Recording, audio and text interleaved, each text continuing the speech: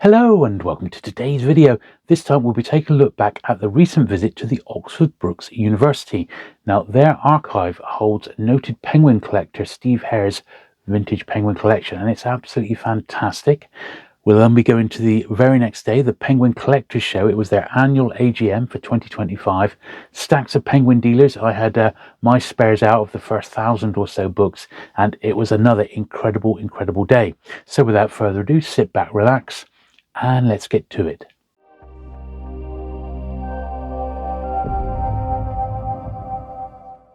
Okay, so here we are at Oxford Brookes University. It was Friday the 5th of September 2025, an absolutely glorious day. It was a graduation day for some of the students there, and we headed to the library, which is where the archive is, the special collections and archive, and dotted around the library are these beautiful display cases, really beautifully well lit, showing some of Steve's collection. And then there is one of the archivists there. There was two on hand to give us any assistance that we might want. We popped our bags into the lockers, and then it very much was hands-on, which was fantastic. Now, this is the first thing of interest. So they'd laid some stuff out on a table, a few tables in front of us, and this was a couple of king penguins where the illustrations inside had been taken, they've been blown up, and some of them have been used in those ceramic dishes. And this is just one of the many uses that Steve's collection is now going to be used for. It's on permanent loan to Oxford Brookes. And throughout the exhibition, you do see these panels which explain what you're looking at. And I've sort of tried to pop in a picture of those panels, which you can just pause. So just pause the video, you can have a little read of it, and then you can enjoy the exhibits. But these are all there. These weren't behind glass or anything. So you could go in, you could have a look at these real rarities. There's lots of beautiful puff and picture books on display. Now, Steve, you could say, was an expert on Lady Chatterley, and he collected every edition. That's the original proof copy, and then the first, and then various other printings throughout the years. And we'll see more of that when we look at the Lady Chatterley section inside the archive. And there was, that gives you an idea of what it was like. The table was full of goodies, and that was before we actually went into what they call the stacks. There are a few other display cases dotted around, things like this, showing the different series. And Steve, of course, collected it all. It was as simple as that. The best estimate, they think, is between 10 and 15,000 vintage penguins in Steve's collection, which is now in the archive. So quite the collection. Foreign releases as well as all the British series were collected. And we didn't have absolutely everything, but he did have an awful lot, as you can imagine. Here's some of the beautiful British and American and Canadian specials. A very unusual edition of aircraft recognition, that one, which I believe is a Canadian Services edition. Quite rare. We'd have a bit of a closer look at that one, because that did cause some discussion amongst the collectors in attendance.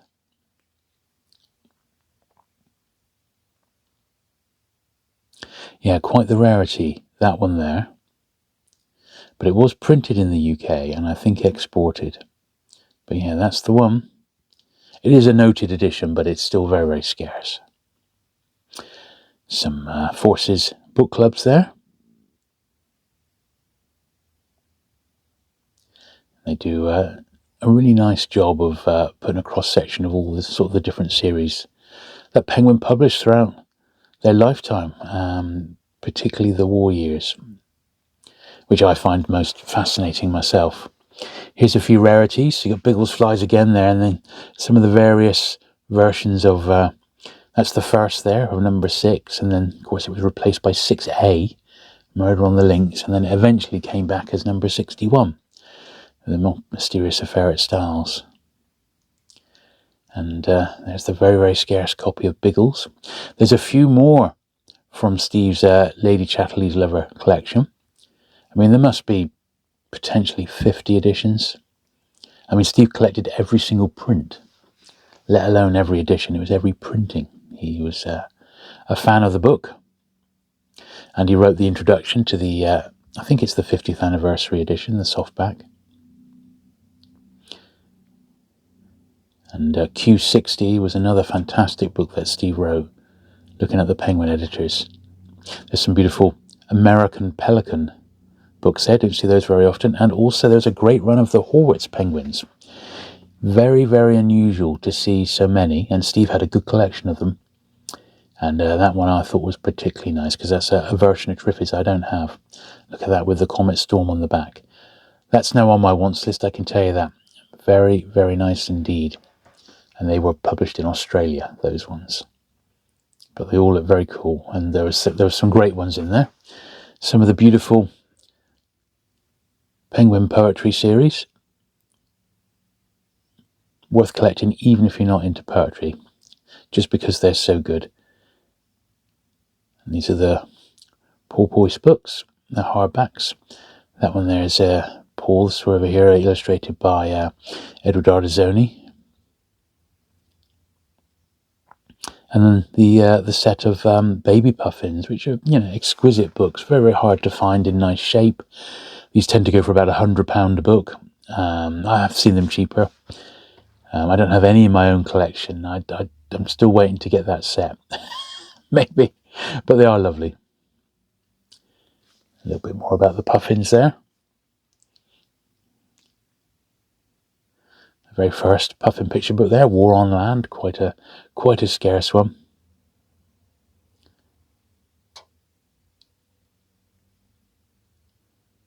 And then some of the sort of slightly later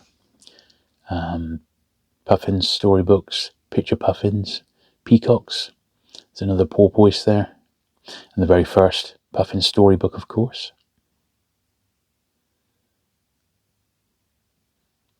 And just a little bit of the 70s as well. And then I think those are early 80s, late 70s, early 80s, the picture puffins. Key book, wasn't it? Eric Carle's The Very Hungry Caterpillar. Puffin Post, of course. And there we are. So that is a shot of one of the racks. So the racks sort of move, trash compactor style, from the Star Wars movies. And you could sort of open it up. You've got about a metre then to go in. And we sort of swarmed in as each stack got revealed. Steve's collection was right next to the collection of Andre Deutsch, the publisher. That was unusual. I've seen the grasses in hardback. I didn't know about that one. And not all the collection has been catalogued yet, so they're still working through it. So it is a work in progress. But they have done the main series now. They've done the Pelicans. I think they've done all the foreign releases, the American ones, French, Egyptian, Australia, New Zealand. But it does present quite the task to have it all archived. And each book's got like a little bit of paper in because it corresponds with, I guess, its place in the archive. It can be looked up quite easily. Steve was such a lovely chap. When I first joined the Penguin Collectors Society, it was back in 1994, and I wrote to Steve after he'd written a piece in Book and Magazine Collector, I think it was, and he mentioned about the society. And I had a handwritten letter come back, almost illegible because his handwriting was appalling. But I've still got it, and sort of saying, oh yeah, Jules, you know, really great to hear from you. Here's a copy of the latest, you know, issue of the Collector magazine. And I joined immediately on the back of that. And Steve was always on hand, along with another chap of the era called Russell Edwards, another very, very nice chap, a nice collector, who would help out novice collectors such as myself. And I got to meet him a couple of times at Penguin shows in the 90s. And I bought books off him as well. You know, Steve would do the odd list and catalogue of his spares.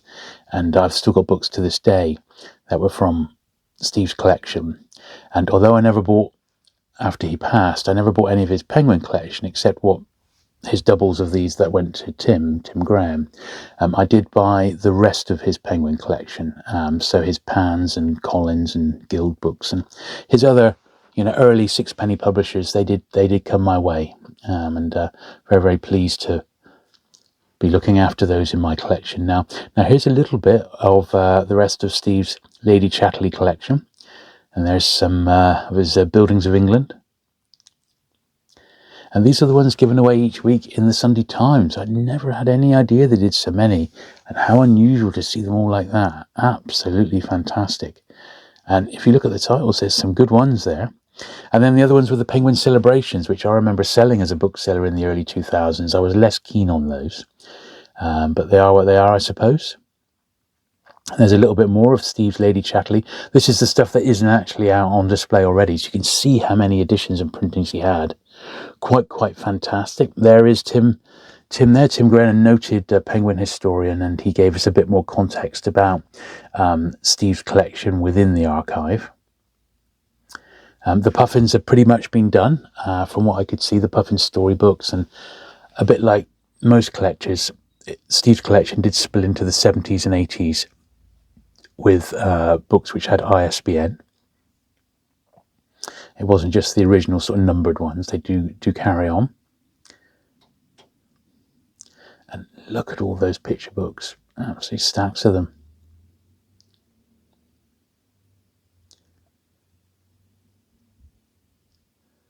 Yes, lots and lots there. Even some of the original fighting fantasy books, the Steve Jackson, Ian Livingstone series.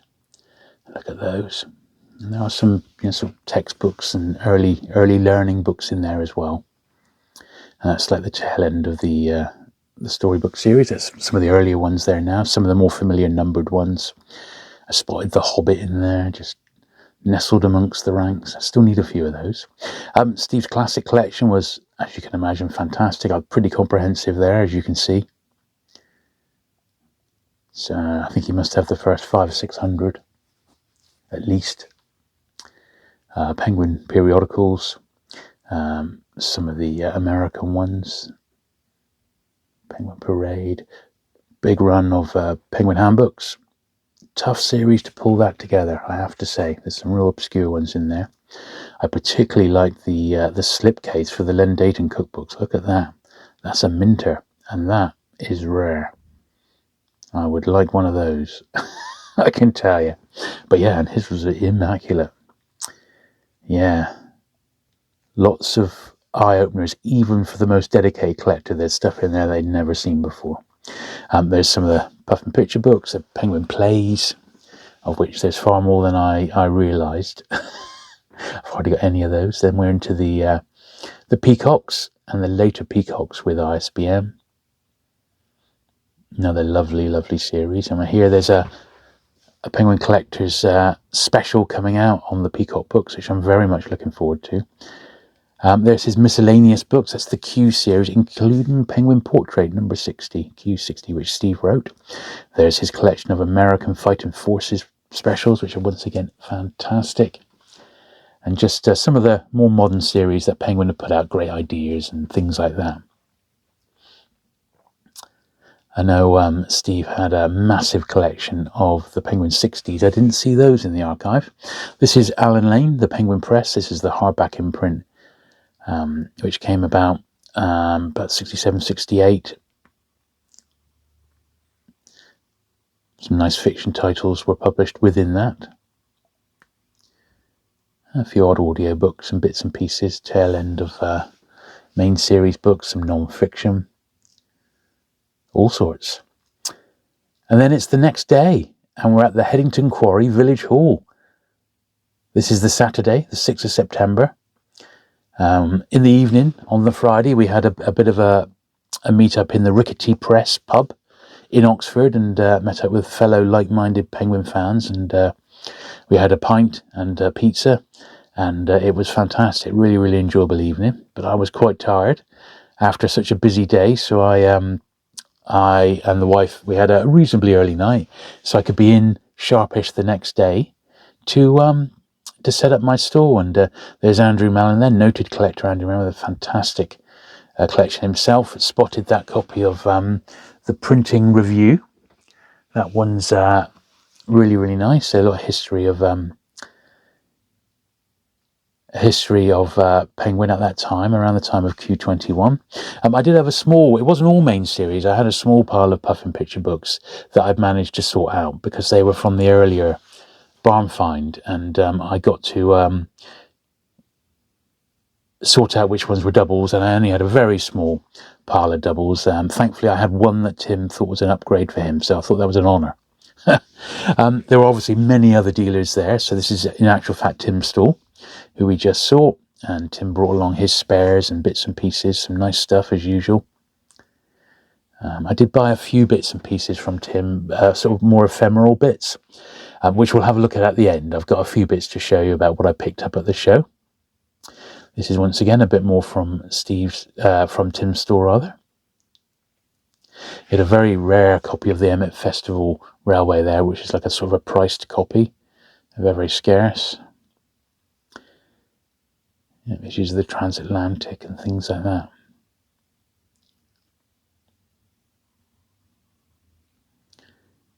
Yeah, a few other bits and pieces.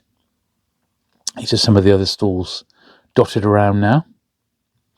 And I have to say, I was very, very busy indeed. Most of the day from the moment I set up, pretty much until, it paused for lunch, really. So I didn't have loads of time to really dwell over all the different stalls, but I caught what I could. This was on Alex's stall. So Alex runs the Penguin First Editions fantastic website. And Alec had a few bits and pieces that he brought along, particularly the Penguin Education titles. And then he had some American ones there. I don't know if they were for sale or what. I honestly don't know on those. But and if you've not been to the Penguin First Editions website, you're missing out. It's the place to go. This was another great table. I'm trying to remember the chap's name. It might be Peter. But he had some really interesting stuff. I mean, in the end, I was sort of a bit tied up with my own stall to have a proper look, but he had some good stuff there. And there were collectors from all over the place, and the tables are free, so you can go along and put your spares out. So I've pretty much just about finished setting up now. So I put my bits and pieces out, and I had people from all walks of life. I had people picking up books that they'd reserved, and I had all my stock, basically all my spare penguins from 1 to 1,000. I managed to get with me, plus my puff and picture books. I brought a few Pans along, some Guild books, some Collins White Circle crime titles, whatever I could really. This is another fellow collector, James. He came from overseas. He was next to a chap called Chris, who does a lot of science fiction.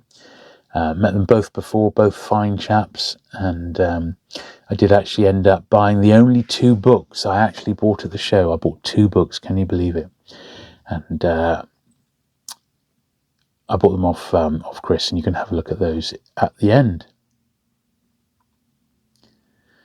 Obviously, lots of Penguin Collector Society publications were on offer, and there really was plenty to be seen here.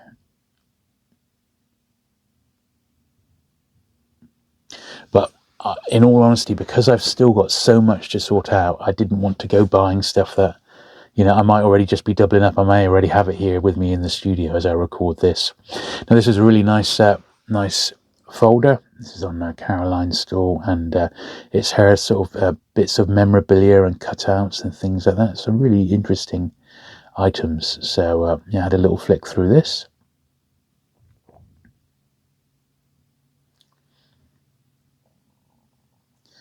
Old catalogues and things. I really like this sort of stuff, this sort of related ephemera. That's a nice, I haven't got one of those. That's a 40th anniversary paper bag. That's really nice.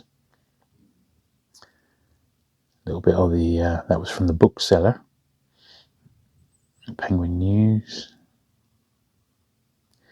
That Penguin's Come of Age is a little insert from the Penguin story. Some of these are shelf talkers and bits and pieces, really. Some of it's ex-rep stuff. But all very good. And this was, you could just take your time and have a look at it. I mean, it was just total absorption. If you're a Penguin collector, there was so much to see there. And I just enjoyed meeting so many people, fans of the channel supporters, and also being able to help people find missing books from their collections. It's so satisfying. Really, really great. Now, also Penguin themselves sent along some goodies for the 90th anniversary, and we were allowed to take sort of one of each bit. So thank you very much, Penguin UK, for sending those down. Really, really grateful for that. It's fantastic. So I got like a little cloth bag. Once again, we'll have a look at what I picked up in a minute. A bookmark and a badge. And then the stall. Well, this is, once again, we were, as I said, I was busy most of the day.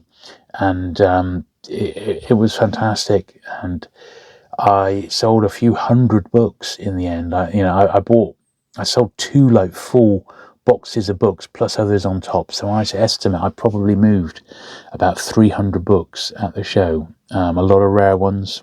Met lots of, like this chap here, I met lots of people from the channel. And it's been fantastic, really. I was really delighted to be able to supply people with books they were missing and or books that they were upgrading, because I try and keep the quality of my stock quite high and don't tend to do the cheap stuff or the lower grade stuff much. But yeah, it's fantastic to see so many people come along. It was brilliant. I could have easily, with the stock that's here in the studio with me, I could have easily filled up probably 6 to 8 stalls. But you need a lorry to bring it all along with you, so I had to stick with 2, which was fine with me. But if you bought something from me, thank you very much for that. I really do appreciate it. And if you weren't able to attend, well, I've at least got the first 1,000 books that I can dip into and advise if I've got any that you might be looking for. And books under 500 I've actually still got catalogued on the computer, and I tried to make a note on the day of all the ones that I moved on. So I should be able to just email you a list of the first 500, and after that, once lists are readily acceptable. There's all sorts there, and crossword books, even some of the better authors are there. I must point out that there is another show coming up, and this is on the 5th or 6th of October. This is at the Zardos All You Need Is Books warehouse, and I will be attending that one, and I'll be bringing along this stock, plus whatever else I've had time to sort out in the meantime, basically. This is the peak of the day, and it's very much standing room only. The little village hall was packed, and I literally was struggling to keep on top of it. It was so busy. I could have used an extra pair of hands, but thankfully a few of my customers and friends were able to step in and watch the stall for me while I got myself a quick coffee and that. And I must say, the refreshments on site were fantastic. The venue was superb. There was on-street parking. I mean, we really couldn't have asked for any more. There's Design for Today, Joe Pearson, very, very knowledgeable chap. The proceedings stopped during the day, and Joe did a talk on the Puffin picture books, 3 particular Puffin picture books, which I found fascinating. Unfortunately, we weren't able to record that one, but believe me, it was superb, and I learned an awful lot. And yeah, Joe did a really, really good job there, so thank you for that, Joe. I thought it was excellent. But yes, much Penguin goodness was had, and many a once list had titles scrubbed off, and for that I was so grateful.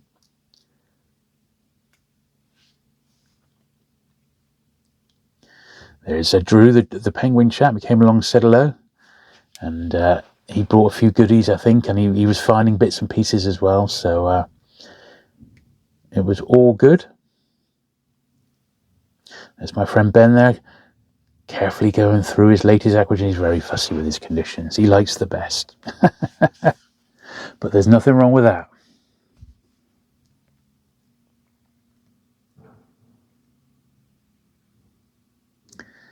Yes. And towards the end of the day I had space, so I got out my box of reprints that I brought along as well. Just cheap and cheerful reprints, and they seem to go down really well because they're only like a couple of pound each. And if you want the book to read in vintage form, or if it's a rare one, I had some crime reprints in there, which is a good stopgap. If you can't find the expensive original, have a reprint. And there is Joe on his Noel Carrington and the Puffin picture books. And then towards the end of the day I thought, well, look, it's gone a bit quieter now. I had a bit of a tidy up, and I thought I'd just capture what I've got left. Sold a few hundred paperback bags as well, so if you're struggling to find them, I'm going to try and keep the standard BCW paperback bags in stock nowadays. But as you can see, the boxes were pretty devastated, and Yeah, I had at least 2 empty ones that sold on the day. Lots of Puffin storybooks went as well in the end. So yeah, fantastic. But yeah, great venue, and really was a great day had by all. Lots of happy faces there.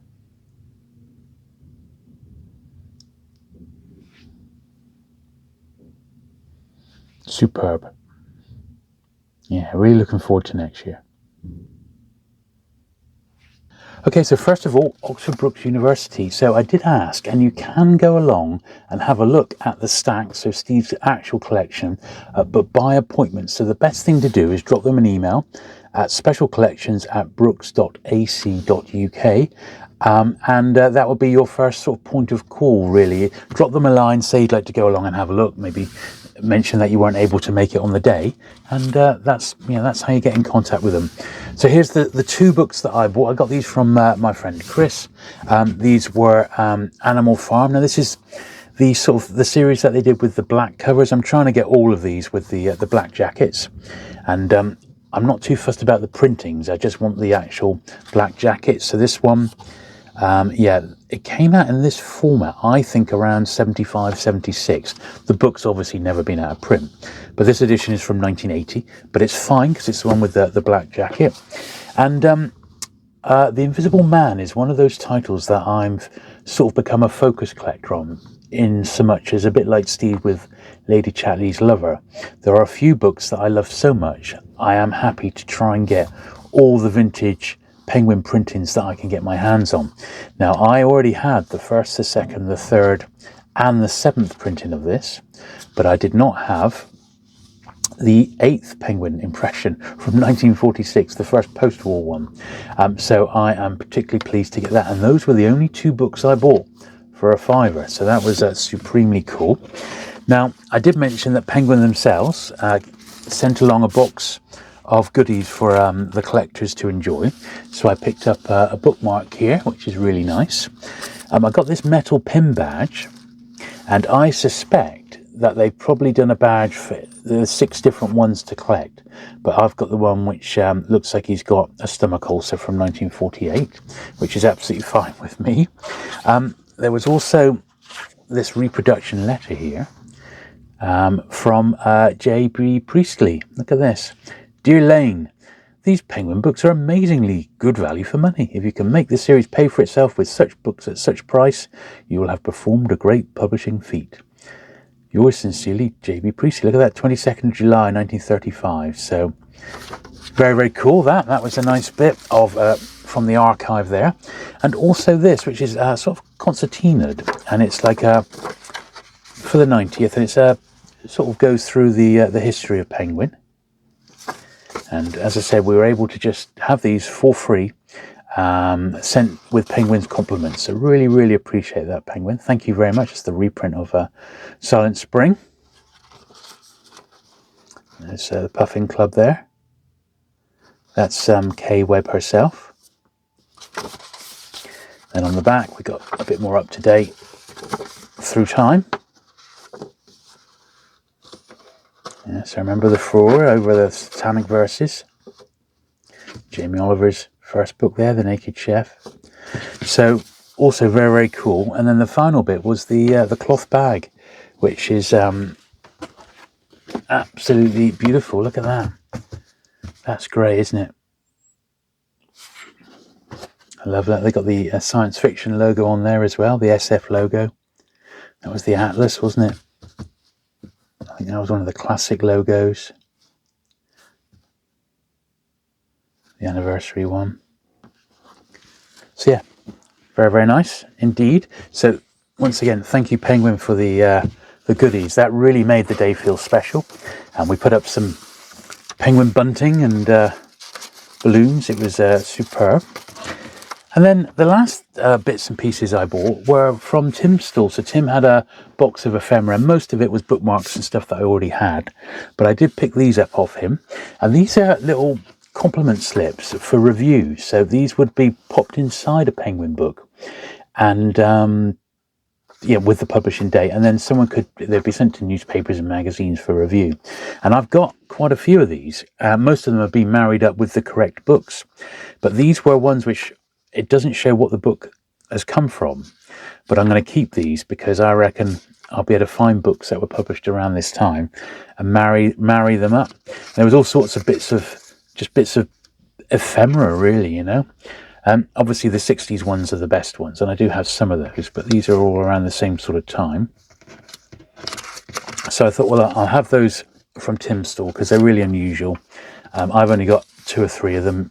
All of them are in books. I've got some Graham Greene with them in, but I thought that was particularly nice. That's Puffin picture books. These are really nice. I don't know how these got loose, but I thought, well, they're just really super cool. These are the later ones, which are slightly more common. Same principle of a copy of any review would be appreciated. There's for March 78 and 76, and the last one was this, which was at last Magic Daphne du Maurier in Penguin. This is earlier. This is 60s. Look, 3 more Daphne du Maurier titles will also be published by Penguin during 1962. It's in early 60s, that one. So that's really nice, isn't it? You know, I definitely have never even seen it, let alone pick it up.